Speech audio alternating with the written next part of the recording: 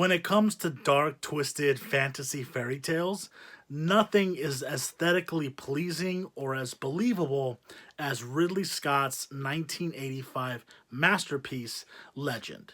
Now a cult classic, before it didn't really get up to much. Many people who watched it pretty much weren't impressed, but it has since created this huge following of people who love it for everything that it chooses to be. It's wild, it's reckless without abandon. It is a fairy tale, but it also has a lot of evil aspects to it, which makes it very, very interesting. I like to think of it as kind of the that part of that cursed childhood pantheon of films, like The Dark Crystal or The Witches. Basically, if you watch it as a little kid, it basically had enough in it to fuck you up. Because when you look at it, the imagery itself is enough to scare children, especially if you're still very young. It haunts your very dreams. Blix is exactly what we expect goblins to look like. They're nasty, they're glistening, they're twisted, they're pointing. On top of that, we have a dead unicorn in the snow. That visual is very shocking, especially considering this is a PG movie. And then we have the swamp witch, Meg Mucklebones, who is still scary as fuck when she first comes into the movie. So there's a lot of aspects happening in this where it is a very beautiful movie, but there's enough of that underlying darkness to make it that much worth your while.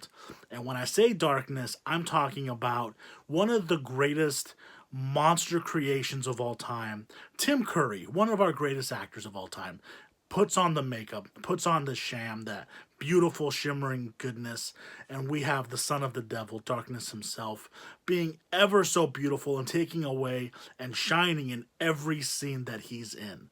Of course, Tim Curry is a standout in this film and possibly one of the best renditions of a devil that I've ever seen. This is my go to when I think of the devil on screen because it looks so twisted and so evil, but there's also something hopelessly romantic about him as well. When you break down the story, going into it, Legend, it's an epic dark fantasy adventure film. It's not a horror film, but like I said, it has enough horror elements to really vibe in that aspect of something that is a fairy tale, is something you can relate to, but it has that darkness deep inside of it.